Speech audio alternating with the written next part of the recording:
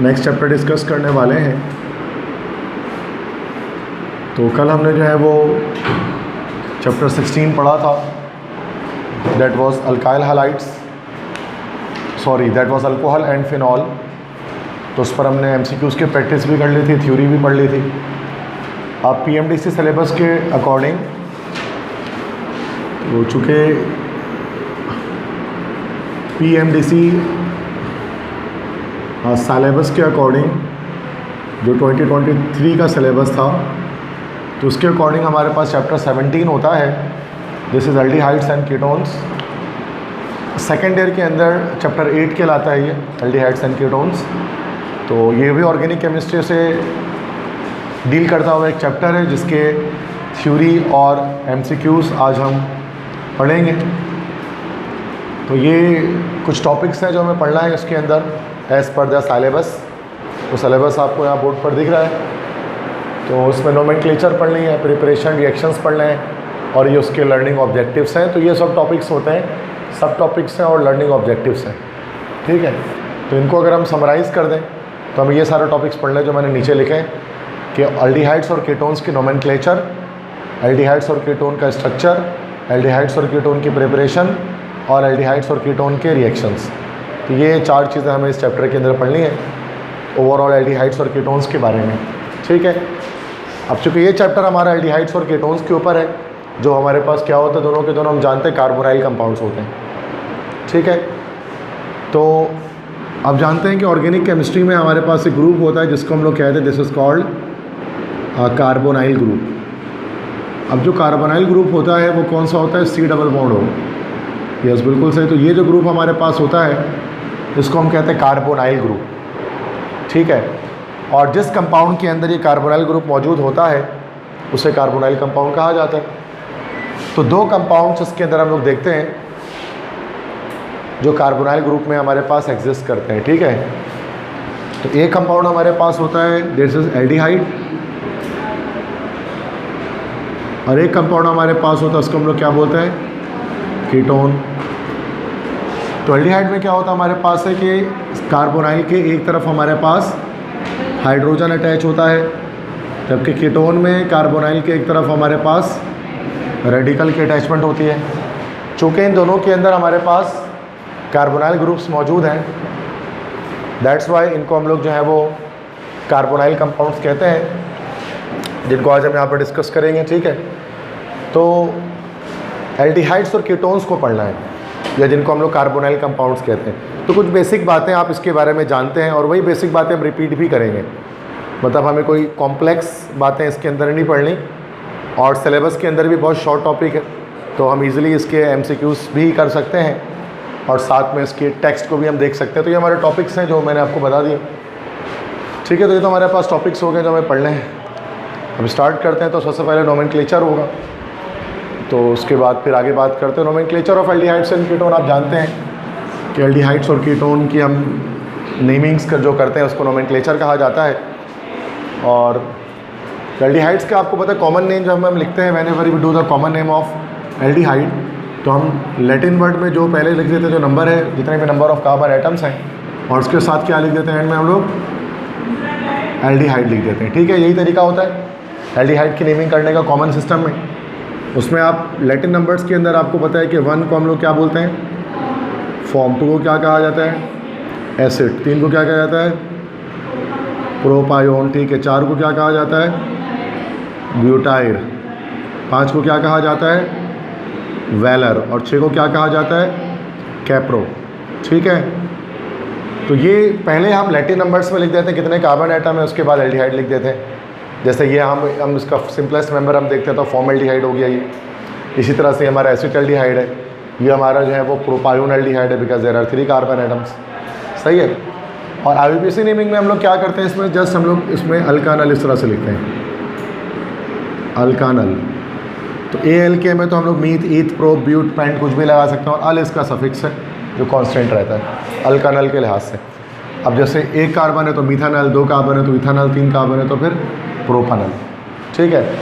इस तरह से नेमिंग होती है। बाकी इसके अंदर आप कोई सब्स्टिट्यूएंट अटैच कर सकते हैं, ठीक है, जैसे कि कॉमन में भी कर सकते हैं, IUPAC में भी कर सकते हैं, जैसे अगर यहाँ पर अगर मैं इधर पर प्रोपायोन एल्डिहाइड है ना, अगर यहाँ पर अगर मान लो कि मैं Cl लगा दूँ, अगर मैं यहाँ Cl लगा देता तो ये हमारे पास फंक्शनल ग्रुप का कार्बन है, ये अल्फ़ा कार्बन है, ये बीटा कार्बन है।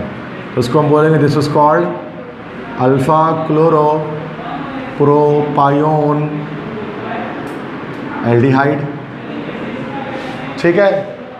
इसी तरह से अगर IUPAC में अगर हम यहाँ पर Cl लगा देते हैं तो क्या होता है, नंबरिंग कर लेते हैं ना 1 2 3, तो ये क्या हो जाता है 2 क्लोरो प्रोपानल या प्रोपनवनल।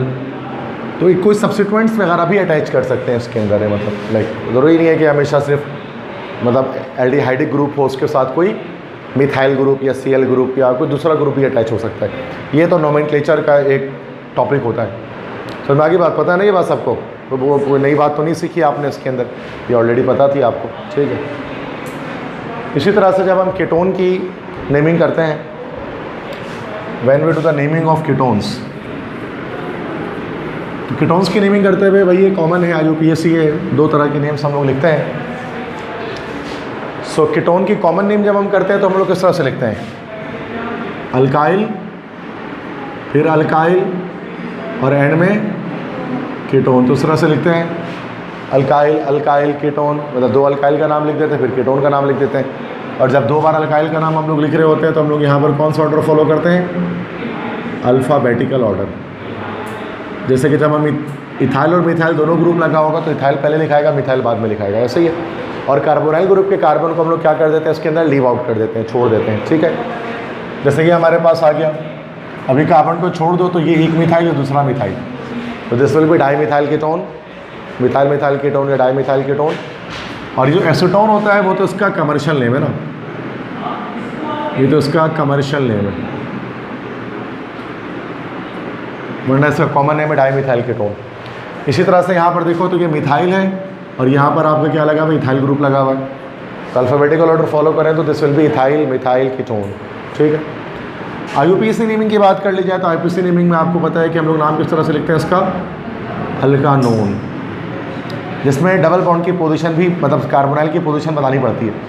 जो एल्डिहाइड में तो नाम भी बताएंगे तो चलता है, बिकॉज एल्डिहाइड में हमेशा कॉर्नर पर फर्स्ट कार्बन पर हमेशा एल्डिहाइडिक ग्रुप अटैच होता है, लेकिन जो आपका कीटोन में जो कार्बोनाइल ग्रुप है ना वो किसी तरह मिड में कहीं पर भी अटैच हो सकता है। ठीक है। तो ये अल्कानोन के नाम से लिखते हैं हम लोग। ठीक है। ओन आखिरी में इसका सफिक्स आता है। जैसे कि 3 कार्बन मिनिमम सबसे ज़्यादा सिंपलेस्ट आपको पता है कीटोन यही होता है। अब इसको हम लोग कह सकते हैं 2 पर लगा हुआ है 2 प्रोपोनोन या प्रोपन 2 ऑन, इसको हम लिख सकते हैं। ठीक है। इसी तरह से ये हमारा 2 ब्यूटानोन या ब्यूटन 2 ऑन कहला सकता है, जो नंबरिंग वहाँ से करते हैं जहाँ से ये करीब होता है। तो अल्कानोन ओन के लिहाज से इसका क्या होता है, ओन इसका हमारे पास सफिक्स आता है। बताइए बात सबको। इसके अंदर हम लोग कोई फंक्शनल ग्रुप मतलब कोई हम इसके अंदर कोई रेडिकल मतलब ब्रांच वगैरह भी अटैच कर सकते हैं। ठीक है। जैसे कि अगर यहाँ से हाइड्रोजन हटा के अगर यहाँ पर मैं Cl लगा लूँ, so this will be 3 chloro 2 butanone या ब्यूटन 2 ऑन, ऐसे ही होता है इसका नाम। तो हम कुछ और ग्रुप भी लगा सकते हैं इसके अंदर चाहे तो। ठीक है। वरना बेसिक नाम इसी तरह से निकलता है इसका, अगर सिर्फ कीटोन है तो। क्लियर है यहाँ तक बात सबको? पता है ये बात ऑलरेडी सही तरह से जानते हैं, इसमें कोई मसला है ही। बात करते हैं स्ट्रक्चर, जो नेक्स्ट टॉपिक हमारा PMDC सिलेबस में कि structure of aldehyde in ketone. तो बस कुछ ज़्यादा बातें याद नहीं रखनी है स्ट्रक्चर के अंदर इसकी, बस हमें पता है कि स्ट्रक्चर हम कोई भी एल्डिहाइड कोई भी कीटोन उठाते हैं तो उसमें जाहिर सी बात है कार्बोनाइल ग्रुप तो होगा, ये कार्बोनाइल ग्रुप तो होगा। और ये जो कार्बोनाइल ग्रुप का कार्बन है यही हमारा क्या होता है, दिस इज सेंट्रल एटम है ना। अब चूँकि ये सेंट्रल एटम है तो उसके अंदर हाइब्रिडाइजेशन कौन सी होती है, sp2 होती है, because you can see that this carbon is forming 3 sigma bonds, so that's why the hybridization will be sp2। और चूँकि sp2 हाइब्रिडाइजेशन है तो शेप कैसा होगा इसका, ट्राइगोनल प्लेनर होगा। और बॉन्ड एंगल कितनी होगी उसकी, 120 डिग्रीज की होगी। तो जितने भी एल्डिहाइड्स हैं मतलब जो भी हमारे पास एल्डिहाइड हो जाए या जितने हमारे पास कीटोन्स हैं उन सब के जो है वो उन सब का स्ट्रक्चर हमारा ट्राइगोनल प्लेनार होता है। ठीक है। जिसमें 1 पाई बॉन्ड बन रहा होता है कार्बोनाइल ग्रुप में और 3 सिग्मा बॉन्ड बन रहे होते हैं। बस में आगे बाकी ये डायग्राम तो बनाना होता नहीं है, तो ऐसे ही बस स्लाइड में आ रहा है तो आप देख सकते हैं, बनाना तो है नहीं। ये फॉर्म एल्डिहाइड का स्ट्रक्चर बना हुआ है। थोड़ा तिरछा करके ना, ये C डबल बॉन्ड O है, फिर ये दो तरफ से हाइड्रोजन जुड़ा हुआ है और यहाँ एक पाई बॉन्ड बन जाए, ठीक है, कार्बन ऑक्सीजन के बीच में। तो ये तो आपको बॉन्डिंग अगर आती है तो आप जानते हैं, ठीक है। क्लियर है यहाँ तक बात का मसला? कोई इशू? सही समझ में आती है बात? बहुत आसान है। तो केमिस्ट्री MD कैट में भी आसानी रहती है ना, मतलब तो इतना मुश्किल नहीं है, ईजी है। केमिस्ट्री ओवरऑल ही हलवा सब्जेक्ट है, मतलब चाहे वो कोई भी टेस्ट में आ जाए। वो बस बच्चे बस बिला वजह में डरते हैं इससे, और पता नहीं क्यों डरते हैं, मुझे नहीं पता, या शायद इसको मुश्किल बनाया दिया जाता है, हो सकता है इस वजह से काफ़ी ज़्यादा टिपिकल लगता है, वरना बहुत आसान है। टेस्ट के अंदर बहुत आसान आता है, कोई मुश्किल नहीं आता। लास्ट ईयर का भी आप उठाएंगे ना डाउ का पेपर, या के उसका रिकंडक्ट उठा लें, आप 90% आप ऐसे ही कर लोगे बैठे बैठे बिना तैयारी के। मतलब जितने 54 MCQs हैं, आपने सर बच्चा 50 ऐसे सही कर देगा उसका, डल से डल बच्चा 50 सही कर लेगा। तो क्या उसकी कह सकते हैं कि मुश्किल बात उसके अंदर है। वो बस बच्चे पैनिक में आ जाते हैं तो नहीं कर पाते हैं, टेंशन में होते हैं, डिप्रेस्ड होते हैं, स्ट्रेस में होते हैं, थके हुए होते हैं, एग्जॉस्टेड होते हैं, जिसकी वजह से नहीं कर पाते हैं। वरना कुछ होता नहीं है उसमें कि आप 50 MCQ सही कर लें, उस लाइक ऐसा कुछ है ही नहीं। आप कभी आप घर पे बैठ के करोगे, आप 50 सही कर लोगे उसमें 54 में से, क्योंकि आया भी बड़ा आसान था ना। डाउ ने भी आसान लिया था, JSMU ने भी आसान लिया था रिकंडक्ट। अब लेकिन वही कि बच्चे कम पढ़ते हैं इस बार, ऐसा होता भी है, कुछ बच्चों को कॉन्सेप्ट नहीं होता है, रट्टा मारने वाले होते हैं, तो शायद क्या पता उस वजह से भी बच्चे नहीं कर पाते हैं। और जो कॉन्सेप्ट से हल्का फुल्का पढ़ता है ना, वो आराम से नंबर कर सकता है। गेट नेक्स्ट आते हैं preparation of aldehydes and ketones पर आते हैं कि एल्डिहाइड और कीटोन को किस तरह से प्रिपेयर किया जाता है। फिर इसके बाद रिएक्शंस होते हैं और ये चैप्टर एंड हो जाता है, ठीक है। तो एल्डिहाइड्स और कीटोन को किस तरह से प्रिपेयर किया जाएगा, इनकी प्रिपरेशन के डिफरेंट मेथड्स हैं। जैसे फर्स्ट मेथड हमारे पास है, this is ozonolysis of alkenes. इससे बनाते हैं एल्डिहाइड्स और कीटोन को। ओजोनोलाइसिस में क्या करते हैं कि रिएक्शन जो है वो किससे होता है, O3, मतलब ओजोन से होता है। O3 आपको पता है ना बेटा, ये ओजोन होता है, ओजोन से रिएक्शन होता है। और लाइसिस का मतलब क्या होता है, ब्रेक डाउन होना, तोड़ देना किसी चीज़ को, ठीक है। तो ओजोन की मदद से हम किसी मॉलिक्यूल को क्लीव करते हैं, उसको तोड़ते हैं, इसको ब्रेक डाउन कर देते हैं, बीच से तोड़ देते हैं, तो that is called ozonolysis. Ozone इसमें यूज़ होता है, ठीक है। और अल्कीन्स की ओजोनोलाइसिस जब करते हैं तो एल्डिहाइड और कीटोन मिलता है। अब अल्कीन के अंदर देख लें, अगर आप ये ओजोनोलाइसिस अगर आप इथीन की करेंगे ना, इथीन की, तो आपको एल्डिहाइड मिलेगा। और अगर आप 2,3 डाइमिथाइल ब्यूटीन की करेंगे तो फिर आपको क्या मिलेगा, कीटोन मिलेगा। अभी दोनों करके हम देख लेते हैं। होता क्या आपको पता है कि जैसे ही ओजोनोलाइसिस की जाती है तो ये जो बॉन्ड है ना ओवरऑल, ये पूरा बॉन्ड ब्रेक हो जाता है, ये पूरा बॉन्ड टूट जाता है। जब ये बॉन्ड टूटता है और उसके बाद ओजोन जाकर इस पर अटैच कर देता है, तो इस तरह से ओजोन क्या होता है, O3 होता है ना, 3 ऑक्सीजन इस तरह से अटैच हो जाते हैं वैलेंसी को पूरा करने के लिए, ठीक है ना। तो ये बॉन्ड पूरा टूट जाता है। फिर इस तरह से क्या होता है कि एक ऑक्सीजन इस तरह से ऐसे जुड़ जाता है, फिर एक ऑक्सीजन इस तरह से जुड़ जाता है, ये कंपाउंड बन जाता है, उसको ओजोनाइड कहा जाता है। वैसे इसको ओजोनाइड पढ़ा होगा आपने। ओजोनाइड जो कंपाउंड होता है, इसके बारे में आपने पता होगा आपको कि ये होता है हमारा अनस्टेबल होता है, तो उसको स्टेबल करने के लिए जिंक से रिएक्शन करवाते हैं। अब जिंक जो है ना, वो जिंक आपको पता है कि जिंक मैंने आपको कल भी बताया था, जो मेटल है, तो जिंक जो है वो कौन सा एजेंट होता है हमारे पास है, रिड्यूसिंग एजेंट होता है। All the metals are always reducing agent. तो जिंक क्या करता है, वो ऑक्सीजन को खींच कर क्या करता है, बाहर निकाल लेता है। मतलब जिंक क्या करता है, ऑक्सीजन की इस तरह से ये मॉलिक्यूल ऐसे क्लीव करता है, ये वाला पार्ट ऐसे टूटता है और ये वाला पार्ट ऐसे टूटता है, और ये ऑक्सीजन इस जिंक के साथ बाहर निकल जाता है, तो जिंक ऑक्साइड बन जाता है। बाकी ये वाला पार्ट एक फॉर्मेल्डिहाइड और ये दूसरा फॉर्मेल्डिहाइड, तो 2 मॉलिक्यूल्स हमारे पास फॉर्मेल्डिहाइड के मिथानल के बन जाते हैं। ऐसे ही होता है बेटा, ये 2 स्टेप का रिएक्शन होता है। तो जब भी अगर हम इथीन लेते हैं और इसकी ओजोनोलाइसिस करते हैं, ओजोन से रिएक्शन करते हैं, तो पहले एक अनस्टेबल प्रोडक्ट आता है जिसको ओजोनाइड कहा जाता है। फिर उस ओजोनाइड का जब जिंक से रिएक्शन करते हैं तो वो मॉलिक्यूल फर्दर टूटता है और 2 फॉर्मेल्डिहाइड के मॉलिक्यूल और एक हमारा जिंक ऑक्साइड का मॉलिक्यूल बन जाता है, ठीक है। समझ में आ गई बात। अब यही देखो यहाँ पर क्या होगा इस केस में, 2,3 डाइमिथाइल ब्यूटीन अगर हम लेंगे, दिस इज 2,3 डाइमिथाइल ब्यूटीन, तो यस 2 ब्यूटीन भी होगा ना, यस सही। ब्यूटीन वैसे हाँ 1 ब्यूटीन भी हो सकता है ना, 2 ब्यूटीन भी होना चाहिए, सही हो गया। बुक में असल में यही लिखा हुआ आपके 2,3 डाइमिथाइल ब्यूटीन, 2 ब्यूटीन होना चाहिए, ठीक है। तो ये दिस इज़ 1 2 3 4, 2,3 डाइमिथाइल और 2 ब्यूटीन, सही है।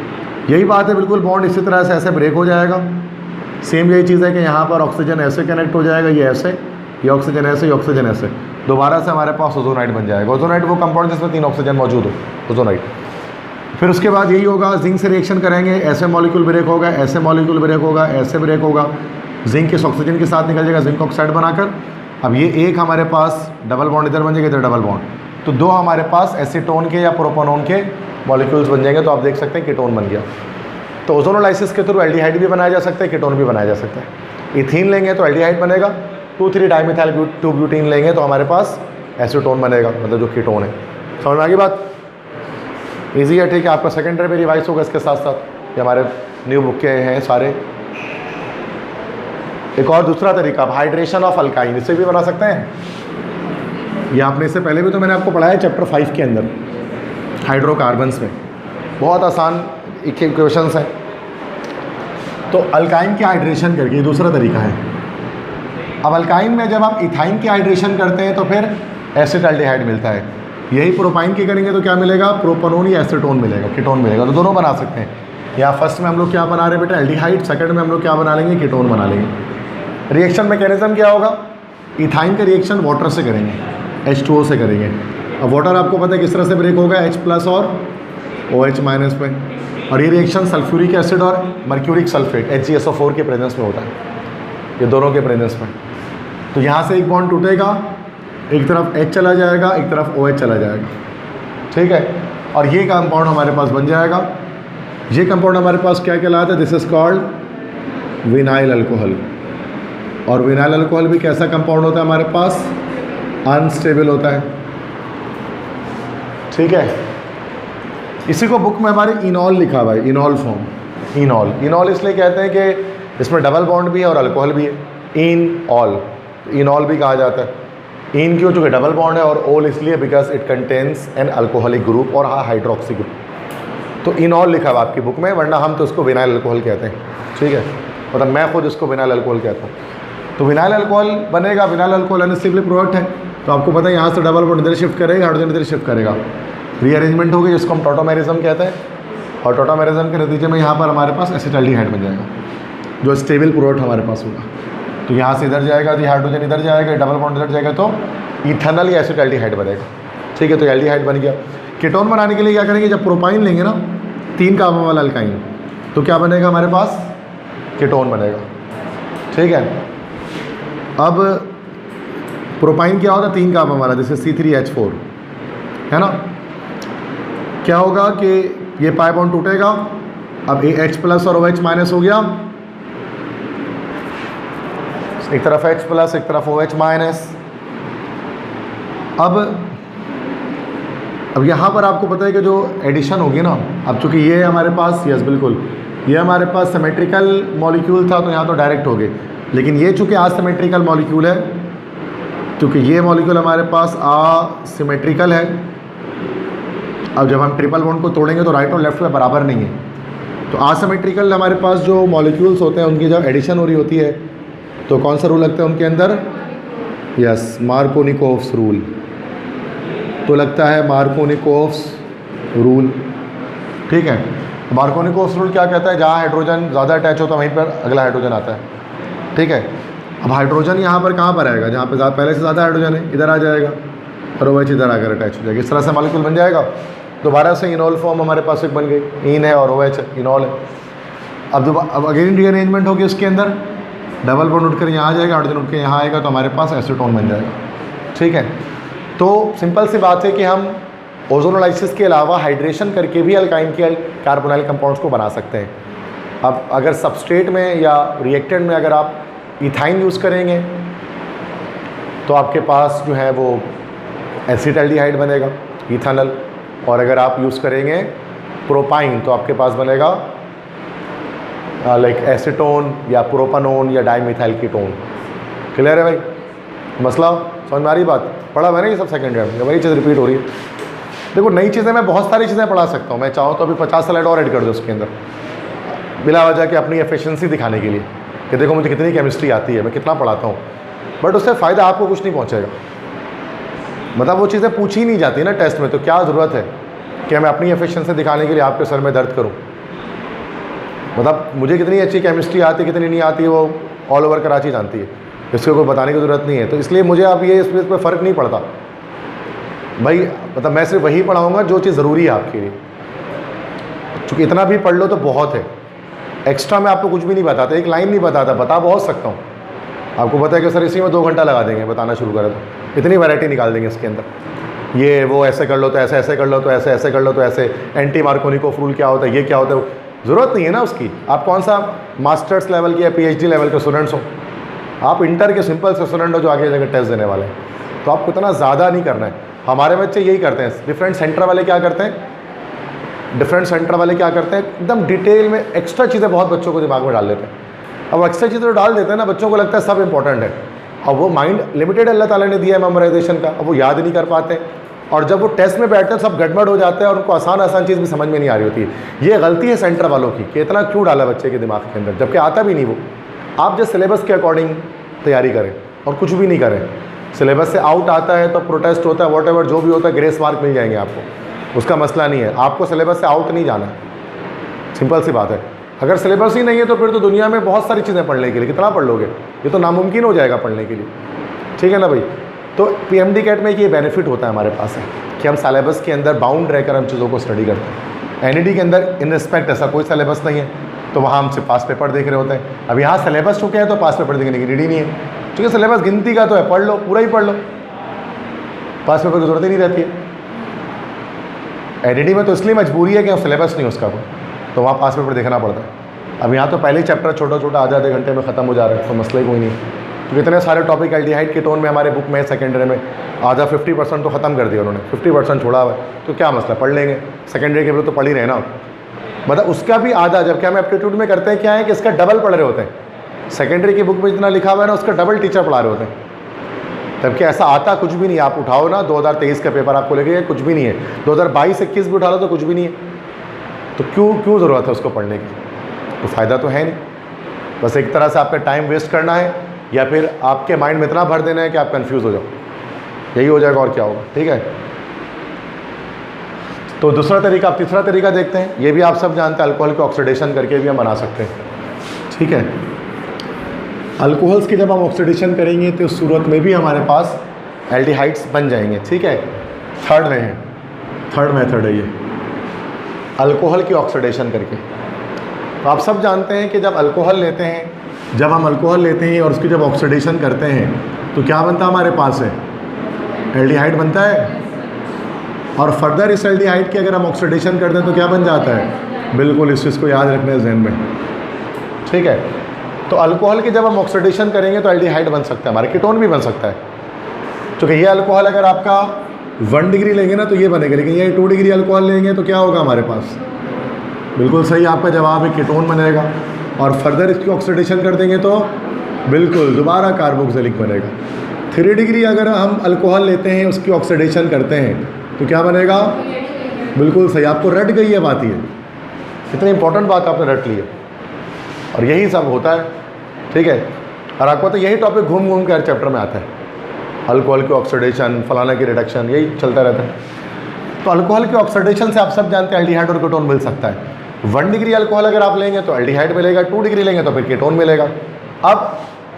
अब ऑक्सीडेशन करने के लिए आपको पता है कि हमारे पास क्या चाहिए होता है, हमें नेसेंट ऑक्सीजन, है ना बेटा, न्यूली बॉर्न ऑक्सीजन जो बहुत ज़्यादा रिएक्टिव हो। और ये 1 डिग्री अल्कोहल दिख रहा है बेटा आपको, बिल्कुल सही, ये हमारा फंक्शनल ग्रुप, ये अल्फा कार्बन, उसके एक जानिब रेडिकल, तो 1 डिग्री है। 1 डिग्री या इसी को हम लोग क्या बोलते हैं, प्राइमरी अल्कोहल। इसकी जब ऑक्सीडेशन करेंगे तो यहाँ ऑक्सीडेशन से मुराद क्या होगी, रिमूवल ऑफ हाइड्रोजन, है ना भाई, ये भी तो ऑक्सीडेशन होती है। ऑक्सीजन ऐड होने के बजाय हाइड्रोजन रिमूव होगा। कौन सा, ये हाइड्रोजन रिमूव होगा और ये वाला रिमूव होगा, तो हमारे पास एक बॉन्ड बनने की फिजिबिलिटी बन जाएगी, तो एक बॉन्ड बन जाएगा और एसिटाल्डिहाइड हमारा बन जाएगा। अगर हम ये प्राइमरी इथाइल अल्कोहल लेंगे, मिथाइल अल्कोहल अगर आप यहाँ ले लो तो फिर उस सूरत में फॉर्मल्डिहाइड भी बन सकता है, और अलग अलग वैराइटीज़ ले सकते हैं इसके अंदर। अच्छा, यहाँ लिखा हुआ है PCC, PCC शॉर्ट में लिखा हुआ है। PCC किसे कहते हैं, लाइक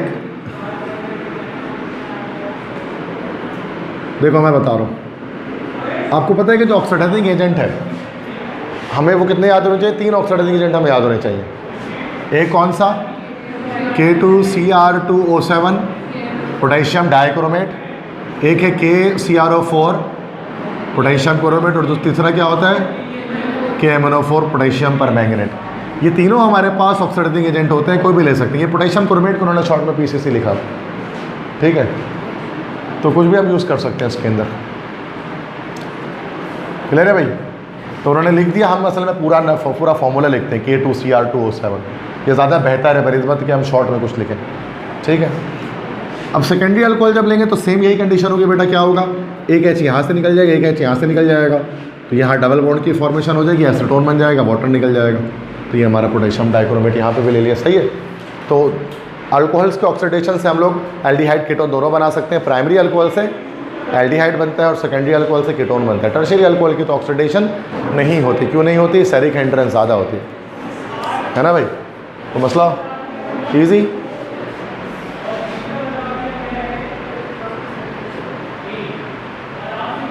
उसके बाद लास्ट एक तरीका है, और आप जानते हैं बुक के अंदर, और ये किसके लिए होता है?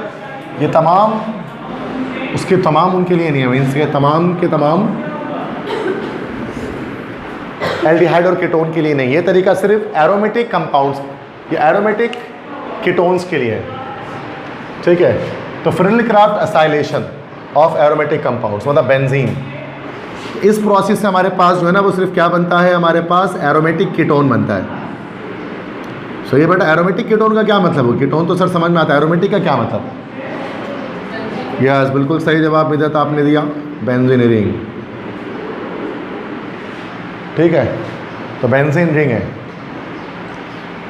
तो बेंजीन रिंग के साथ जब कभी, अच्छा मतलब मैं बहुत सारे नाम वगैरह लेता हूँ समटाइम ना, ये इसलिए लेता हूँ कि ये आपकी ना मेमोरीज़ होती हैं। बहुत सारे बच्चे माशाल्लाह डाउ में हैं, JSMU में पढ़ रहे हैं, NED में सॉफ्टवेयर में इधर उधर होते हैं, वो आज भी वो लेक्चर्स देखते हैं कि कभी हम क्लास में बैठ के टेस्ट की तैयारी करते हैं, तो जब हम MBBS कर रहे हैं, NED में सॉफ्टवेयर या कंप्यूटर की कोई फील्ड ही भी है, इलेक्ट्रिकल, इलेक्ट्रॉनिक्स, वॉट एवर, तो आज भी उनके लेक्चर्स पढ़े हुए हैं। कल भी एक स्टूडेंट से मुलाकात हुई, वो NED में इलेक्ट्रिकल में, तो वो भी यही बात बता रहे थे कि इसलिए आपको याद आती हैं चीज़ें। अब बहुत सारे लेक्चर 4-5 साल पुराने हैं, तो वो बच्चे तो फाइनल ईयर में पहुँच चुके हैं, लेकिन वो है कि वो चीज़ें हैं उनके, हमने किस तरह से हम कभी पढ़ते थे चीज़ों को, तो ये चीज़ें सब रिकॉर्डेड होती हैं अक्सर। इसलिए मैं लेता हूँ कि आपके लिए मेमोरीज़ बनती हैं जो रिकॉर्डेड फॉर्म में आती हैं। तो और ये भी लेक्चर होते हैं, 20-20 हज़ार बच्चों ने भी देखा होता है, 10-10 हज़ार बच्चों ने भी देखा होता है। तो वो है कि उस बच्चे की भी तारीफ़ हो रही होती है कि हज़ारों बच्चों से कह रहे होते हैं कि भाई ये कोई बच्ची है या ये कोई स्टूडेंट है, मेल है, जिसका नाम टीचर अक्सर ले रहे होते हैं, मतलब ये बहुत अच्छा स्टूडेंट है शायद कोई जो आंसर दे रहा होता है। तो ये आपके लिए भी अप्रिसिएशन का बाइस होता है।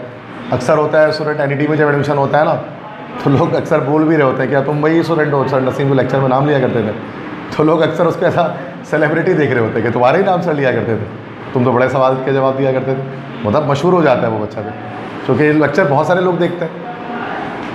तो एरोमेटिक कीटोन्स की बात जब हम करते हैं ना, तो एरोमेटिक कीटोन सही कहा आपने, जैसे एरोमेटिक मतलब बेंजीन रिंग हो, ऐसा कीटोन जिसमें बेंजीन रिंग अटैच हो, तो एरोमेटिक कीटोन कहलाएगा वो। और उसका लोग बनाते हैं फ्रेडल-क्राफ्ट एसाइलेशन से। तो इसमें असाइल ग्रुप आपको पता है ना, असाइल ग्रुप क्या होता है? C double bond O R, ये ग्रुप जाकर क्या होता है? बेंजीन के साथ अटैच करता है। ये हमने बेंजीन में पढ़ा हुआ है, चैप्टर 5 का रिएक्शन है ये, this is not a new thing, chapter 5 का रिएक्शन है ये, ठीक है। बेंजीन रिंग लेते हैं, रिएक्शन किससे होता है? ये असाइल क्लोराइड लिखा हुआ है, असल में ये इसका प्रॉपर नाम है acetyl chloride. Acetyl chloride, acyl chloride तो बस हमारा ये असाइल क्लोराइड है, एसिड हैलाइड जिसको हम कहते हैं। अब अगर ये CH और जो बॉन्ड भी गलत लगा हुआ है ना इसमें, this will be CH3, okay, अब सही है। This is called acetyl chloride. जब एसिटाइल क्लोराइड से रिएक्शन करता है, आपको पता है बॉन्ड यहाँ से टूटता है, ये प्लस माइनस ये इलेक्ट्रोफाइल यहाँ अटैक करता है, उसके ऊपर आकर इस तरह जुड़ जाता है। आप ऐसे भी लगाते हो, आप अलग तरह से भी लगा सकते हो। तो ये अच्छा, इसको कॉमन में इसका नाम हम लोग क्या बोलते हैं? एसिटोफिनोन, ये एसिटोफिनोन कहलाता है, वरना फिर हम इसको हम लोग मिथाइल फिनाइल कीटोन भी कह सकते हैं। मिथाइल है ना, इस तरफ से मिथाइल है, इस तरफ से फिनाइल है, और ये हमारा कीटोन है, ठीक है। या कॉमनली इसको हम लोग एसिटोफिनोन कहते हैं, जिसका मेन नाम, ठीक है। तो इससे हम लोग हर तरह के कीटोन नहीं बना सकते, सिर्फ वो कीटोन्स बना सकते हैं जो एरोमेटिक हो। अब यहाँ पर अगर रेडिकल आप चेंज करते चला जाओ, चूँकि रेडिकल चेंज हो सकता है ना यहाँ पर असाइल क्लोराइड के अंदर, तो आपको अलग अलग तरह के कीटोन्स मिलना शुरू हो जाएंगे। जिसमें एक तरफ तो बेंजीन फिक्स होगा, दूसरी तरफ रेडिकल चेंज होना शुरू हो जाएगा। लेकिन ये सबसे फेमस, आपको पता है बोर्ड एग्जाम में भी ये आता है, टेस्ट में भी इसी का पूछता है, एंटी टेस्ट में। ठीक है, तो मसला अब आते हैं, जस्ट रिएक्शंस देख लेते हैं एल्डिहाइड्स और कीटोन्स के, आखिरी टॉपिक डिस्कस करेंगे।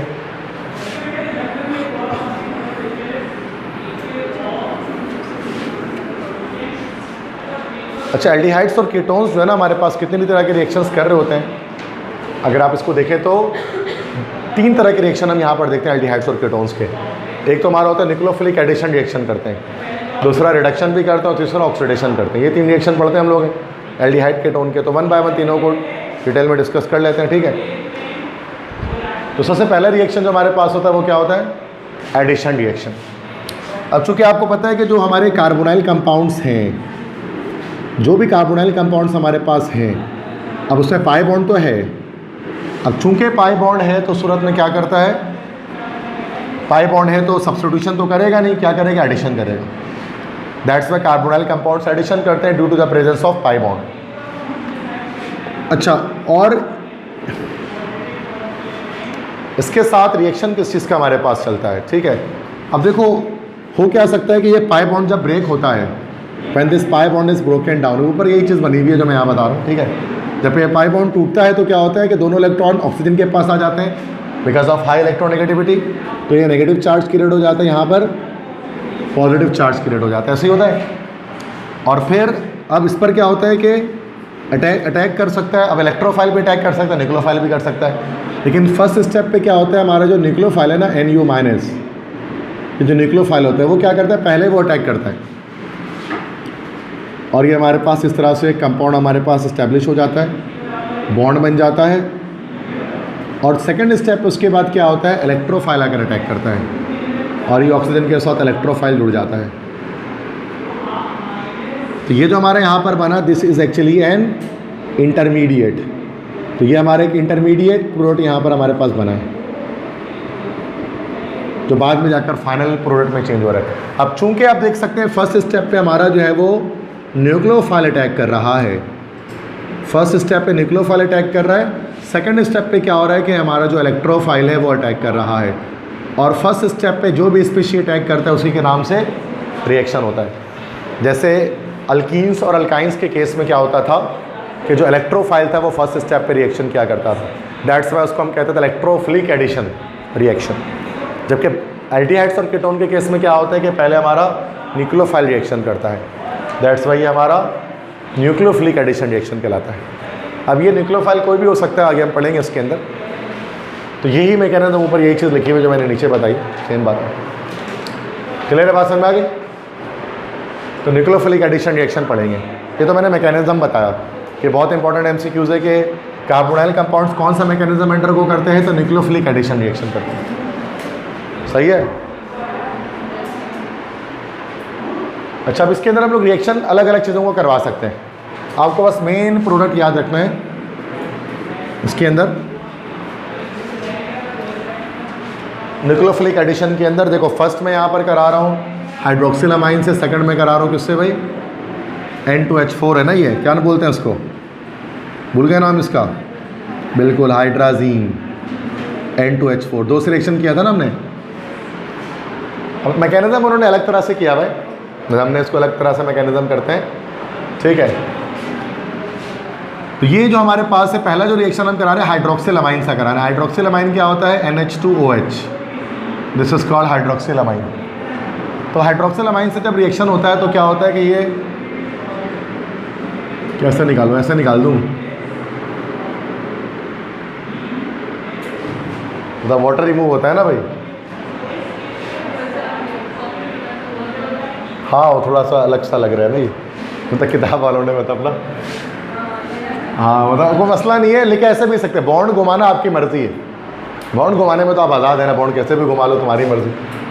अभी उन्होंने एसीटोन से किया, प्रोपेनोन से कर रहे हैं। ठीक है, तो हम यहाँ पर C डबल बॉन्ड ऐसे करते हैं ना, फिर यहाँ CH3 लगाते हैं, ये CH3 लगाते हैं, फिर NH2 को हम इस तरह से ब्रेक करते हैं, H हो गया यहाँ, H हो गया यहाँ। तो ये हमने कॉपी में इस तरह से, सेकेंड में इस तरह से किया होता है, NH2 फिर OH। तो यहाँ से क्या होता है, वाटर की एलिमिनेशन होती है। असल में ये रिएक्शन 2 स्टेप पर होता है। फर्स्ट स्टेप पे पहले पाई बॉन्ड टूटता है, सेकंड स्टेप पे बन जाता है। तो हो यहाँ पर एडिशन ही रही होती है, लेकिन हम यहाँ पर डायरेक्टली बता देते हैं, ठीक है। तो यहाँ से वाटर रिमूव हो जाता है और बनता क्या है, CH3 कार्बन CH3 और उसके बाद डबल बॉन्ड नाइट्रोजन OH, यही बनता है, यही चीज़ बनी हुई नीचे। इसको हम लोग क्या बोलते हैं, दिस इज कॉल्ड ऑक्साइन। अब चूँकि प्रोपेनॉन से बना तो प्रोपेनॉन ऑक्साइन, ऐसे है ना, जस्ट ऑक्साइन भी बोल सकते हैं इसको, ठीक है। तो ये ऑक्साइन इस कंपाउंड का नाम होता है, कॉमन नेम है इसका ये। यही अगर हम हाइड्राजीन से कर लेंगे तो सेम रिएक्टिविटी है, यही प्रोपेनॉन ले लिया इन्होंने, तो ये प्रोपेनॉन या एसीटोन हमने ले लिया। हाइड्राजीन क्या होता है, N2H4, तो ये NH2 NH2 इस तरह से भी लिख सकते हैं ना इसको, मतलब इस तरह से लिखा जा सकता है NH2 बॉन्ड NH2। तो जब हम इसे रिएक्शन करते हैं तो क्या होता है, इधर से वाटर मॉलिक्यूल एलिमिनेट होता है, दिस विल बी एलिमिनेटेड, तो क्या बनता है CH3 carbon CH3 double bond nitrogen फिर NH2, फिर उसके बाद वाटर एलिमिनेट हो जाता है। तो ये हमारे पास क्या बनता है, हाइड्राजीन से जब रिएक्शन करते हैं तो क्या बनता है, हाइड्राजोन बनता है। ये प्रोपेनॉन हाइड्राजोन या एसीटोन हाइड्रोजोन उसको हम कह सकते हैं। तो ये भी एक रिएक्शन आपको डायरेक्ट एंड प्रोडक्ट पर होना चाहिए। आपके MCQs में ये आ सकता है कि when propanone reacts with hydroxylamine then dash is form, तो आप बता दो कि उसके अंदर ऑक्साइन इज फॉर्म, या when propanone reacts with hydrazine then dash is form, तो बता दो हाइड्रोजोन इज फॉर्म। रिएक्शन पता हो, सही बात है अभी, सही है बेटा, हो गया, डन है। तो ये थोड़ा सा टफ है, तो रिएक्शंस होते हैं ना इसके बुक के आपके सेकेंड ईयर के, इतने मुश्किल भी नहीं है, बस जो मैं बता रहा हूँ ना इस तरह से बुक वाले को देख के करोगे ना थोड़ा सा कन्फ्यूजन हो सकती है, इस तरह से करोगे तो आसानी हो जाएगी। तो मैं अपने लिहाज से ना बॉन्ड घुमा देता हूँ, आपको पता है हर जगह पे, ताकि आसान हो जाए, बच्चा दूसरी बार सवाल ही ना करे कि सर ये आपने कैसे किया। तो इसमें टीचर की जिम्मेदारी होती है कि हम अपने लिहाज से उसको आसान कर दें। अगर ओवरऑल बुक देखेंगे तो कई जगहों पर हम फंसेंगे, समझ में नहीं आएगा क्या हुआ। ठीक है, इसके बाद एक और एक न्यूक्लियोफिलिक एडिशन होती है HCN से रिएक्शन। ये भी क्या होगा आपने, ये तो डायरेक्टली हो जाता है। HCN का नाम क्या होता है हमारे पास है, यस बिल्कुल सही कहा आपने, दिस इज हाइड्रोजन साइनाइड। और इसका दूसरा नाम क्या होता है, यस बिल्कुल सही कहा आपने, हाइड्रोसायनिक एसिड। तो दोनों नाम इसी के होते हैं, किसी भी नाम से पूछा जा सकता है। Hydrogen cyanide H+CN minus 5.2 minus इधर प्लस इधर, ये डायरेक्ट हो जाएगा, एडिशन हो जाएगी डायरेक्ट, ठीक है। ये बन जाएगा इस तरह से, ये कंपाउंड बनेगा। इसको हम लोग कहते हैं दिस इज कॉल्ड साइनोहाइड्रिन। एसिडल्डिहाइड से किया हमने इसमें, तो ये साइनोहाइड्रिन कहलाता है, क्योंकि साइनाइड भी और OH भी है, तो कॉमन में इसको हम लोग कहते हैं साइनोहाइड्रिन। एसिडल्डिहाइड इससे लिखा हुआ है कि एसिडल्डिहाइड से बना है, अगर हम फॉर्मल्डिहाइड से करेंगे तो फॉर्मल्डिहाइड साइनोहाइड्रिन बन जाएगा, ठीक है। मतलब जिस चीज़ से बना है उसका नाम शुरू में लिख दिया गया है, सही है। तो ये भी एक हमारा न्यूक्लियोफिलिक हुआ। अब इसमें देखो, देखा जाए तो साइमल्टेनियसली एक साथ न्यूक्लियोफाइल और एक्टोफाइल अटैच कर रहे हैं, बट हुआ क्या कि इसमें फर्स्ट स्टेप पे आपको जो अटैक करेगा वो ये CN करेगा माइनस, सेकंड स्टेप पे ये करेगा ना H+। क्लियर है। तो 3 रिएक्शंस हमारे पास होते हैं, न्यूक्लियोफिलिक एडिशन। इसके बाद रिडक्शन। अच्छा, रिडक्शन में क्या है, अच्छा रिडक्शन हमने 2 तरह की पढ़ी है इसकी, एल्डिहाइड और कीटोन की, रिडक्शन टू अल्केन और reduction to alcohol. Reduction to alkane के अंदर हमारे पास वुल्फ किश्नर रिडक्शन था और क्लेमेंसन रिडक्शन था। अच्छा, अब इसमें एक आपको बात बताता हूँ, और ये बात अभी हम ऐसे ही बता रहे, चूँकि हतमी फैसला भी नहीं हो सका ना चीज़ों के बारे में, MD कट के बारे में। होता क्या था, जब पहले पिछले साल तक हमारी किताबें चूँकि बुक्स ओल्ड थी, तो ओल्ड बुक में क्या था कि क्लेमेंसन रिडक्शन या वुल्फ किश्नर रिडक्शन नहीं हुआ करता था, मतलब रिडक्शन टू अल्केन्स नहीं था। और जो PMDC का सिलेबस बनाया गया था तो उसको एक कॉमन सिलेबस के लिहाज से बनाया गया था, जिसमें सारे बोर्ड की चीज़ें आ जाए। जो कराची बोर्ड में बहुत सारी चीज़ें नहीं थी, रिएक्शंस नहीं थे, तो वो डाला भी नहीं गया था PMDC सिलेबस के अंदर। दैट्स वाई जब इस सिलेबस के अंदर देखेंगे तो रिडक्शन टू अल्केन नहीं है हमारे पास, बट सेकेंड ईयर की बुक चेंज हो चुकी है। अब जब बुक चेंज हुई है उसके अंदर तो है, और अब तो पूरे पाकिस्तान का सिलेबस सेम भी हो चुका है। कराची का जो सिलेबस है वही सिलेबस पंजाब का भी है, वही फेडरल का भी है, वही बलूचिस्तान, वही KP का। अब तो पूरा एक सेम सिलेबस इंटरमीडिएट में पूरे का पाकिस्तान का है। तो उनको बहुत ज़रूरी था कि PMDC वालों को ये बताना है सिलेबस के अकॉर्डिंग कि क्या होना चाहिए। चूँकि अब या तो वो ये बोल दें कि चूँकि अब सारी किताबें सेम हो चुकी हैं तो पूरी किताब से कर लें और सिलेबस हम नहीं देंगे, ऐसा भी कोई नोटिफिकेशन नहीं है। मतलब यार ना ही, क्योंकि ये टॉपिक ऐड होना चाहिए था इस बार, वुल्फ किश्नर का, लेकिन लास्ट ईयर तो वैसे भी नहीं होना था क्योंकि लास्ट ईयर बुक पुरानी थी और इस साल सिलेबस आया नहीं क्योंकि इस साल तो हमारे कोर्स में है, तो इस साल तो निकालने का जवाब नहीं बनता ना उसको, वुल्फ किश्नर रिडक्शन या क्लेमेंसन रिडक्शन। लेकिन मैं चूँकि सिलेबस ही फॉलो कर रहा हूँ 2023 का, इसलिए मैंने इसमें नहीं डाला। ठीक है, अगर इनके इसको नोटिफिकेशन आती तो मैं करा दूँगा, अभी तो फिलहाल नहीं कराऊँगा। वैसे तो हर कुछ करना पड़ जाएगा। ठीक है, वैसे तो बहुत कुछ हम छोड़ कर आए पीछे, जो सब करना पड़ जाएगा। ठीक है, लेकिन इस रिस्क के चक्कर में देखो, अब आप बोलेंगे सर रिस्क नाले सारा कर लें, लेकिन हम वो बात करें जो प्रैक्टिकल है। सारा कर लेना, बोलना आसान है, करना बहुत मुश्किल है। तो सारा करना और ठीक तरह से करना ना, हाँ काम चलाने के लिए तो कुछ भी बोल सकते हैं, लेकिन सही तरह से नहीं हो पाएगा। फिर वो जो है कि ना कि अच्छी प्रिपरेशन जिसको हम कहते हैं वो नहीं हो सकती। हाँ, अगर हमें डन हो जाए कि करना ही है तो फिर हम करेंगे भी, लेकिन तो डन रिस्क लेने में दिल भी नहीं करता करने का कि छोड़ो यार हटाओ देखा जाएगा। तो उतना कर लें जो हमारा सिलेबस के अंदर है। ठीक है, तो सिलेबस के अंदर क्या है, रिडक्शन टू अल्कोहल है, ये तो पता ही है आपको। अल्कोहल के रिडक्शन मतलब जब हम एल्डिहाइड और कीटोन की रिडक्शन करते हैं, क्योंकि अल्कोहल्स की जब हम ऑक्सीडेशन करते हैं तो क्या बनता है, एल्डिहाइड और कीटोन, और एल्डिहाइड कीटोन की रिडक्शन करेंगे तो फिर अल्कोहल बनेगा, एल्डिहाइड की करेंगे तो फिर प्राइमरी और उसकी करेंगे तो फिर सेकेंडरी। टर्शरी का तो होगा ही नहीं वापस। और रिडक्शन करने के लिए हम लोग क्या लेंगे, रिड्यूसिंग एजेंट लेंगे, और स्ट्रॉन्ग रिड्यूसिंग एजेंट हमारे पास क्या होता है, LiELH4 होता है, लिथियम एल्यूमिनियम हाइड्राइड। ये प्लेसेंट, ये हाइड्रोजन को लिबरेट करता है। ठीक है, तो होगा क्या यहाँ पे और रिडक्शन से मुराद यहाँ पर क्या हो जाएगी, एडिशन ऑफ हाइड्रोजन। ये पाई बॉन्ड टूटेगा, एक हाइड्रोजन इधर एक हाइड्रोजन इधर, तो हमारे पास ये बन जाएगा प्राइमरी अल्कोहल। यही अगर हम कीटोन ले लेंगे, ये पाई बॉन्ड टूटेंगे, एक हाइड्रोजन इधर एक हाइड्रोजन इधर, तो ये सेकेंडरी बन जाएगा, सेकेंडरी प्रोपाइल अल्कोहल या आइसोप्रोपाइल अल्कोहल। मतलब रिवर्स हो गया, पहले इससे हाइड्रोजन निकाला था और उसको हाइड्रोजन लगा दिया, तो ऑक्सीडेशन का रिवर्स हो गया रिडक्शन। ये तो आसान है। क्लेमेंसन मुश्किल था, तो वो है नहीं सिलेबस के अंदर। क्लेमेंसन हो गया, वुल्फ किश्नर हो गया, वो थोड़ा डिफिकल्ट। ठीक है, क्लियर है यहाँ तक बात। उसके बाद ऑक्सीडेशन, अभी बताया मैंने आपको, एल्डिहाइड और कीटोन के ऑक्सीडेशन करने से क्या बनता है, कार्बोक्सिलिक एसिड बनता है। ठीक है, और यहाँ जब हम ऑक्सीडेशन करते हैं तो ऑक्सीडेशन का क्या मतलब होता है, एडिशन ऑफ ऑक्सीजन की removal of hydrogen, addition of oxygen, बिल्कुल सही।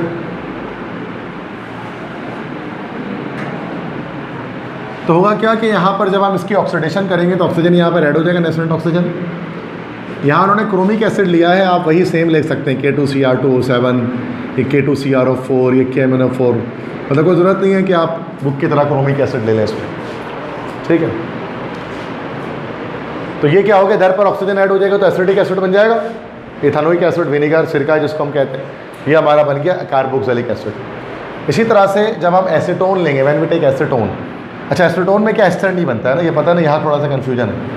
अब बच्चे क्या करते हैं, इधर पे इसको ऐसे अटैच करके यहाँ ऑक्सीजन लगा देते हैं, बोलते सर एस्टर बन गया। नहीं, यहाँ ऐसा नहीं होता, स्टेरिक एंट्रेंस ज़्यादा है, क्योंकि एसीटोन आपको पता है ना कि इस एसीटोन के अंदर जो है वो हाई स्टेरिक एंट्रेंस है।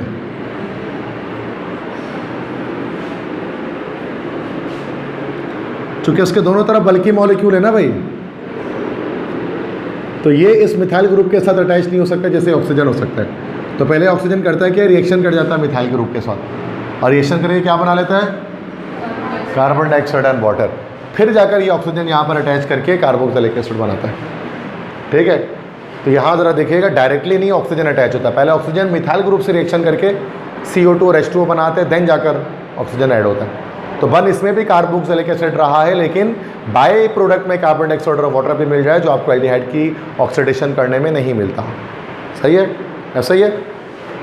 तो मसला इसमें ये पोटेशियम डाइक्रोमेट ले लिया एसिडिफाइड, क्योंकि आपको पता है K2Cr2O7 और H2 पोटेशियम क्रोमेट, ये हम लोग एसिडिक मीडियम में यूज़ करते हैं ना, जबकि KMnO4 हमारे पास क्या होता है, एसिडिक, बेसिक, न्यूट्रल किसी भी मीडियम में काम कर सकता है। लेकिन पोटेशियम क्रोमेट और पोटेशियम डाइक्रोमेट ऑक्सीडाइजिंग नेचर आपका सिर्फ एसिडिक मीडियम में सल्फ्यूरिक एसिड के प्रेजेंस में देता है। क्लियर है भाई, तो मसला नो, बस सही है, बस टॉपिक खत्म हो गया, चैप्टर एंड हो गया, MCQs करते हैं हम सिर्फ। ठीक है, तो पूछना है किसी को,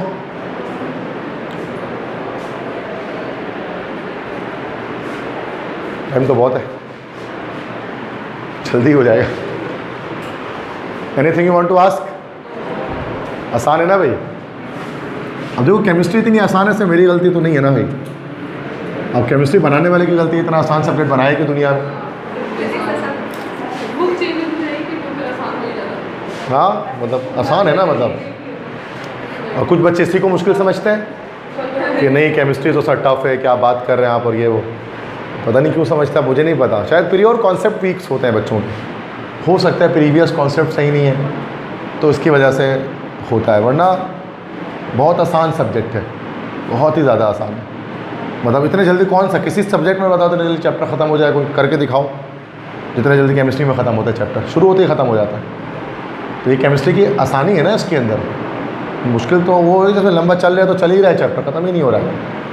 अभी ये कि आपको पहले टॉपिक से एंड तक दिमाग में घुसा हुआ है, आपके पता याद है, अभी रिवाइज़ कर लोगे तुम्हें और पूरा चैप्टर भी ख़त्म हो गया, आसान है। अब MCQs करते देखते कितना समझ में आया, ठीक है। असेसमेंट 4-5 असेसमेंट है, फर्स्ट असेसमेंट करेंगे, डायरेक्ट ऐसे पढ़ने भी नहीं दोगे क्या? इन एल्डिहाइड्स एंड कीटोन का सही कह रहे हो, sp2 सही है। सेकंड, एसीटोन में have the same molecular formula but different structural formula as that of dash. मतलब एसीटोन का आइसोमर कौन हो सकते हैं इन चारों में से? एसीटोन का आइसोमर, एसीटोन क्या है? CH3 C double bond O CH3, ये ना एसीटोन, ठीक है। इसका शॉर्टकट तरीके से भी निकाल सकते हैं, लॉन्ग कट तरीके से भी निकाल सकते हैं। पहले मैं लॉन्ग कट तरीके से बता रहा हूँ। ये एसीटोन है, इसका फॉर्मूला क्या बन जाएगा? C3H6O, यही है इसका फॉर्मूला। अब बाकी C3H6O किसका है, मैं 1 बाय 1 चेक कर लेते हैं। पहले प्रोपानल, प्रोपानल क्या होगा? यही होगा प्रोपानल। क्या फार्मूला बन रहा है इसका, देखो ज़रा, C3H6O हो गया, ये ऑप्शन ही टिक हो गया हमारा। अब ये तो मैंने लॉन्ग कट बताया, अब इसका शॉर्टकट क्या है? हमने पढ़ा है कि aldehydes and ketones are functional group isomers of each other. Aldehyde ketone हमेशा एक दूसरे का आइसोमर है। तो यहाँ पर अगर ये कीटोन बना हुआ है तो ये चारों में से एल्डिहाइड कौन सा है? कौन है एल्डिहाइड इन चारों में से? तो ये आंसर हो गया, ज़रूरत ही नहीं थी इतना करने की। बाकी जाहिर सी बात है, बाकी तो हमारा ये ईथर है, अल्कोहल है, कार्बोक्सिलिक एसिड है, तो ये थोड़ी ना आइसोमर्स होते हैं किसके, हमारे ये कीटोन के। सही है, आसान है, मुश्किल तो नहीं है भाई। नेक्स्ट देखो, third MCQs। What is the name of the compound of 2 valencies if 2 valencies of carbonyl group are satisfied?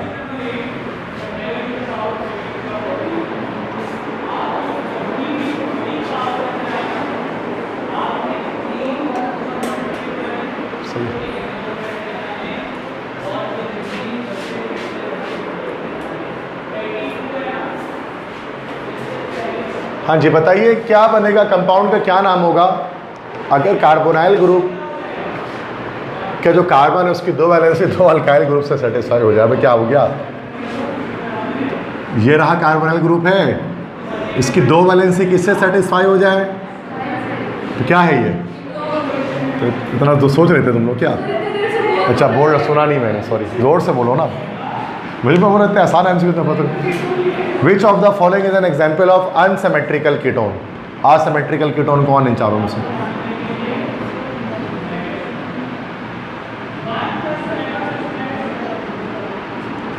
ये पेंटानोन, हाँ सही है, सही है, हो जाएगा।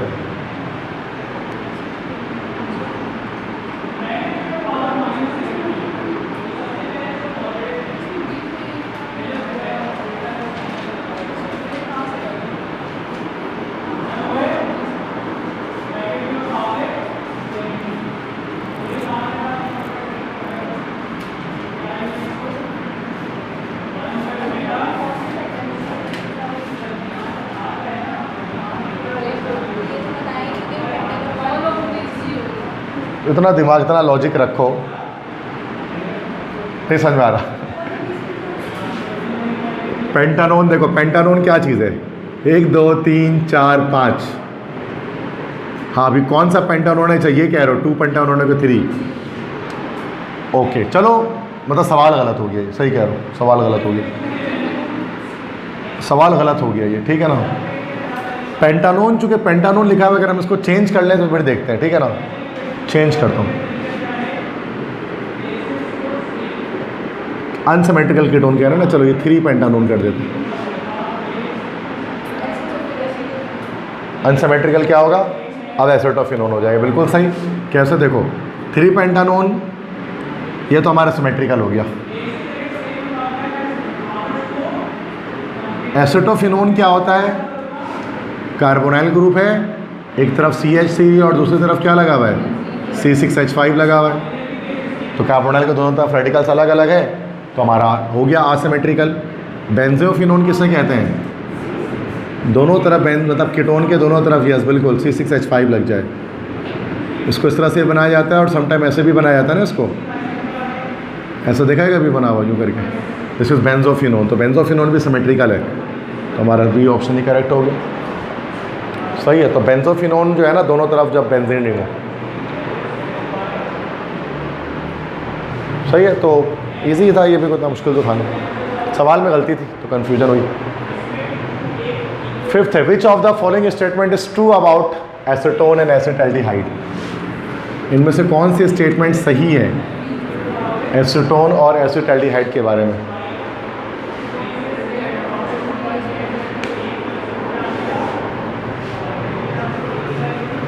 बता सकते हैं तो बताएं।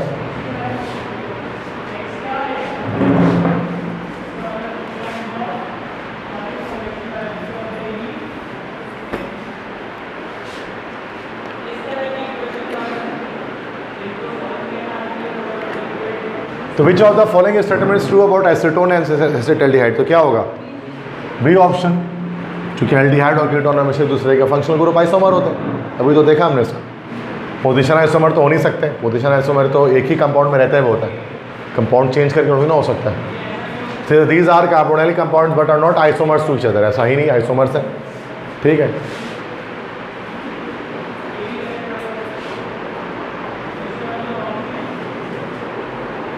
गलत जवाब दे रहे, क्या हो गया, एसीटोन और एसिटाल्डिहाइड अल्लाह के बंदो। ये देखो, ये एसीटोन है, क्या हो गया, बोल भी रहा, हाँ ये एसीटोन है और ये एसिटाल्डिहाइड है, they are not isomers of each other. पहली बात तो आइसोमर है ही नहीं है, एक मिनट, एसीटोन, ये एसीटोन है, ये एसीटोन नहीं है भाई, ये एसीटोन है कि नहीं है, ये एसिटाल्डिहाइड है, पहले तो ये देख लेते, अब आ जाओ। दे आर पोजिशनल, आइसोमर तो है ही नहीं, कोई भी आइसोमर नहीं है। आइसोमर होने के लिए फॉर्मूला सेम होना ज़रूरी है, वो तो है ही नहीं, तो बात ही ख़त्म हो गई, ना ए हो सकता है ना बी हो सकता है। These are carbonyl compounds but are not isomers to each other, C option correct होगा। बी कहाँ से हो गया बेटा, एल्डिहाइड और कीटोन नहीं लिखा हुआ उसमें, दो अलग अलग कंपाउंड लिखे हैं, तो वो दो कंपाउंड आपस में आइसोमर नहीं है। एसीटोन प्रोपायोन एल्डिहाइड का आइसोमर होता है ना। तो ये कंफ्यूज हो गया इसमें तुम लोग। छठा, ketones can be prepared by hydration of alkyne in the presence of,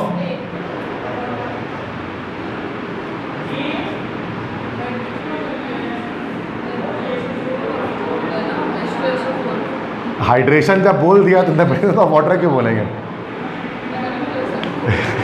hydration जब बोला तो उसका तो यही हो गया ना, ये तो ऐसे हो गया कि ये तो ऐसे हो गया ना कि एक तो सर्दी ऊपर से ठंड, ये तो वो वाली बात हो गई, एक तो सर्दी भी हो रही है ऊपर से ठंड भी बढ़ रही है। तो जब सर्दी हो रही है तो ठंड पड़ रही है थोड़ी ना बोलेंगे, जब हाइड्रेशन बोल दिया तो वाटर से तो वो नहीं है, लेकिन वाटर से किसके प्रेजेंस में होता है, सल्फ्यूरिक एसिड के प्रेजेंस में, और HgSO4 भी होता है, तो बी ऑप्शन होगा ना, ठीक है, कॉमन सेंस वाली बात है। नेक्स्ट उसके बाद MCQ देखें जरा। When a mixture of, yes student 2 शुरू हो गया, खुद ही पढ़ें खुद ही बताएं यार, मैं क्या कह रहे हैं। When a mixture of ethanol and sodium dichromate solution is run into boiling sulphuric acid, a vigorous reaction is carried out in which the product X is immediately distilled of, the product X is, तो कितना आसान सवाल है। क्या कह रहे हैं, ethyl alcohol है, 2 डिग्री 1 डिग्री, इथाइल अल्कोहल है, इसके साथ रिएक्शन किसका, सोडियम डाइक्रोमेट का कराया जा रहा है और सल्फ्यूरिक एसिड के साथ। ये जो मिक्सचर है ना, देखो मैंने क्या बताया था कि ऑक्सीडाइजिंग एजेंट में हमारे पास पोटेशियम डाइक्रोमेट होता है ना ऑक्सीडाइजिंग एजेंट। अब इसके अंदर जो मेन इसके अंदर जो चीज़ है ना वो क्या है, डाइक्रोमेट आइन। ये जो मेन पोर्शन है ना डाइक्रोमेट आइन, ये हमारा अक्सर में ऑक्सीडेशन करता है। इसलिए जब आयनिक फॉर्म में इस रिएक्शन को लिखते हैं ना, तब इसको बताते हैं, हम कहते हैं भाई Cr2O7-2 है ना भाई, ये डाइक्रोमेट आइन है। जब ये Fe+2 से मिलेगा तो क्या ये क्रोमियम हमारे पास +3 में खुद को रिड्यूस कर देगा, +3 में आ जाएगा, और आयरन को +2 से +3 में कर देगा। तो हम डायरेक्ट सिर्फ ये लिख कर बुक में आयनिक फॉर्म में लिखा होता है इक्वेशन। चूँकि इसके पीछे पोटेशियम लिखा हो कि सोडियम लिखा हो, उससे फ़र्क नहीं पड़ता है। जो काम पोटेशियम डाइक्रोमेट करता है वही काम जो हमारा सोडियम डाइक्रोमेट भी कर सकता है, क्योंकि डाइक्रोमेट तो दोनों में सेम है, तो ये भी ऑक्सीडाइजिंग एजेंट ही है। तो उसका मतलब ऑक्सीडेशन करनी है। अब ऑक्सीडेशन करनी है, आपने ले लिया यहाँ पर सोडियम डाइक्रोमेट और सल्फ्यूरिक एसिड। अब आपको तो रिमूवल ऑफ ऑक्सीजन हाइड्रोजन होगी, और जो कंपाउंड हमारे पास बनेगा वो ये रहा आपके सामने। क्या नाम है इस कंपाउंड का? Yes, this is acetaldehyde. सही जवाब था, एसिटाल्डिहाइड। ठीक है, क्वेश्चन 4 है, समझ में आया सबको कैसे हुआ ये? क्वेश्चन 4 है, the carbonyl group has a sigma bond and a pi bond, thus it can undergo dash. ये तो अभी बताया, न्यूक्लियोफिलिक एडिशन, बिल्कुल सी ऑप्शन करेक्ट। 5वां है, इन कार्बोनाइल, ये कार्बोनाइल ग्रुप है, तब ऐसे लिखा हुआ है ना, द कार्बन डबल बॉन्ड, ऐसे कार्बोनाइल है ना। कार्बोनाइल ग्रुप में which of the following is nucleophilic in nature? कौन सा न्यूक्लियोफिलिक नेचर का होता है? Carbon, alkyl, hydrogen, oxygen? जोर से बोले। कार्बन, ऑक्सीजन, पता नहीं, देखते हैं क्या कोई एक तो होगा।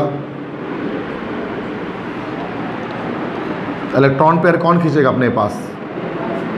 ऑक्सीजन। नेगेटिव चार्ज यहाँ, पॉजिटिव चार्ज यहाँ। जिस पर नेगेटिव चार्ज होता है वो क्या होता है, जिस पर पॉजिटिव होता है वो इलेक्ट्रोफाइल। तो न्यूक्लियोफाइल क्या हुआ यहाँ पर?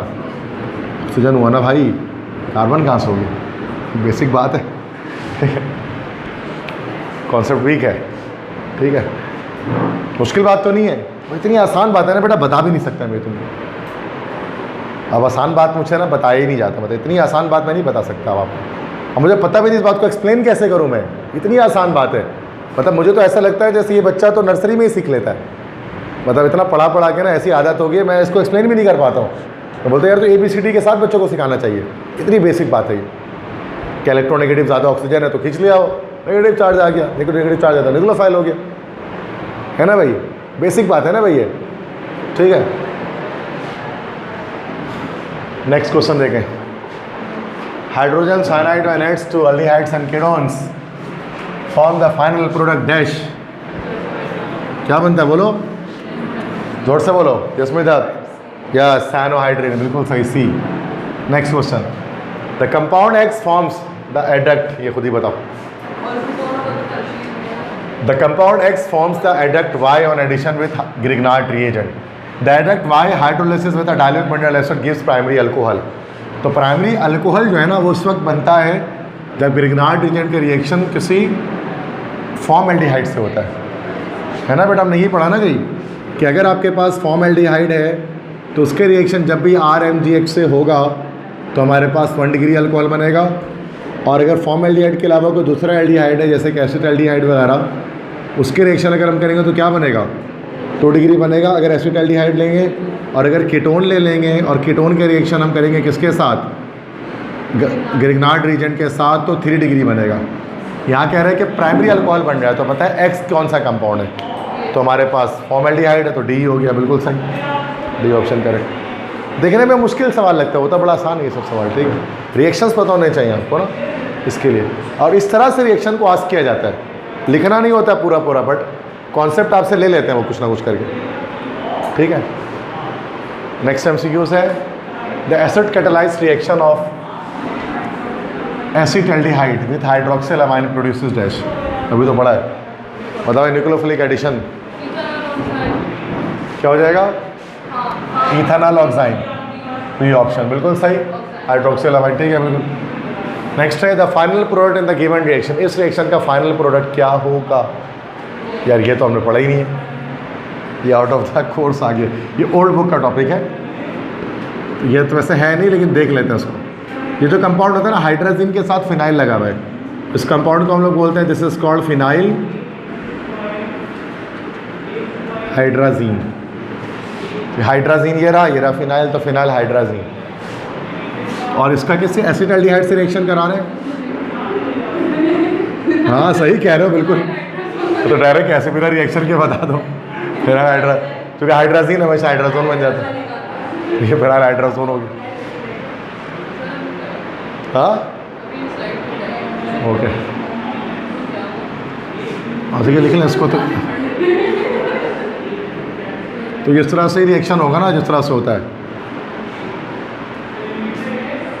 ये कंपाउंड रिएक्शन का, जबकि काफ़ी लॉन्ग होगा ये, इस तरह से रिएक्शन चलेगा। ये NH, उसके बाद C6H5, फिर ये रिएक्शन होगा तो ये वाटर यहाँ से एलिमिनेट होगा, फिर ये CH3 कार्बन, फिर हाइड्रोजन, फिर ये डबल बॉन्ड नाइट्रोजन, फिर NH, फिर बनेगा यहाँ पर C6H5 और वाटर एलिमिनेट हो जाएगा। तो ये हमारे पास compound this is phenyl hydrazone, ये बनता है। ये ओल्ड बुक है, न्यू बुक में नहीं था, ये मैंने गलती से डाल दिया MCQ इसके अंदर, बट आ गया तो कर लिया, डालना नहीं था मुझे।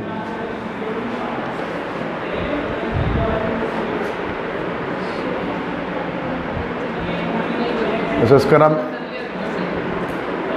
सही है, असेसमेंट 4 है, ये देखते हैं। Which of the following reagent oxidize the aldehyde to carboxylic acid. Aldehyde को कार्बोक्सिलिक एसिड में कन्वर्ट करना है तो कौन सा रिएजेंट आपको चाहिए होगा?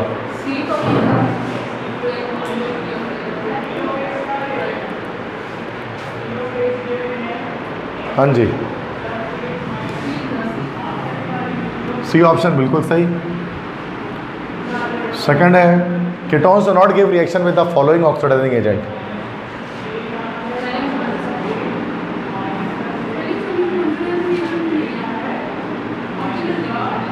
हाँ तो ऑक्सीडाइजिंग एजेंट तो है,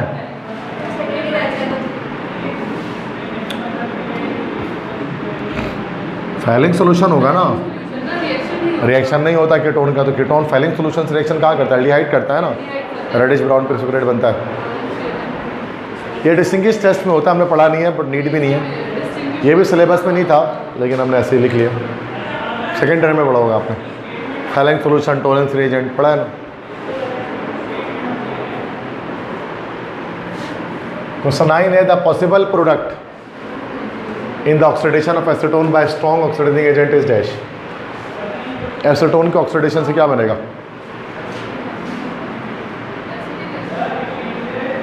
तो कौन सा ऑप्शन होगा? बी ऑप्शन होगा, और क्या होगा? सही है।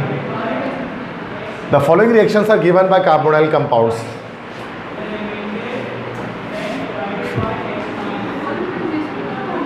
हाँ असल में ये डी ऑप्शन होगा। पोलीमराइजेशन आपने नहीं पढ़ी, लेकिन ये कर रहा होता है पोलीमराइजेशन, मतलब ये ओल्ड बुक के अंदर हम लोग देखते हैं पोलीमराइजेशन भी करता है। जैसे आपका ये है ना, जैसे फॉर्मल्डिहाइड है, 3 मॉलिक्यूल जब हम फॉर्मल्डिहाइड के लेते हैं ना, C डबल बॉन्ड हो, इस तरह से हाइड्रोजन हाइड्रोजन, फिर carbon double bond oxygen hydrogen hydrogen, फिर carbon double bond oxygen hydrogen hydrogen. तो उसके जब पोलीमराइज करते हैं ना, तो यहाँ से हमारे पास तीनों पाई बॉन्ड टूट जाता है और CO और ये हाइड्रोजन हाइड्रोजन। तो ये इस तरह से हमारे पास ना एक मॉलिक्यूल बन जाता है। ये ट्राइमर है, मतलब 3 मोनोमर्स, मतलब पॉलीमर्स, मतलब मोनोमर्स से मिलकर बनता है। तो इसका नाम होता है मेटाफॉर्मल्डिहाइड। ये है नहीं आपके कोर्स में, ख़त्म हो गया है, ओल्ड बुक का है ये। तो इस तरह से फॉर्मल्डिहाइड की और या फिर हम एसीटोन की पोलीमराइजेशन भी कर सकते हैं। तो ये इसलिए डी ऑप्शन करें, टू ऑल ऑफ दिस। तो ये पोलीमराइज ही हो रहा है ना, 3 मॉलिक्यूल मिल जाए, एक ट्राइमर बन जा रहा है, बड़ा मॉलिक्यूल बन जा रहा है। तो बहुत सारे रिएक्शन हटा दिए गए आपके न्यू बुक से।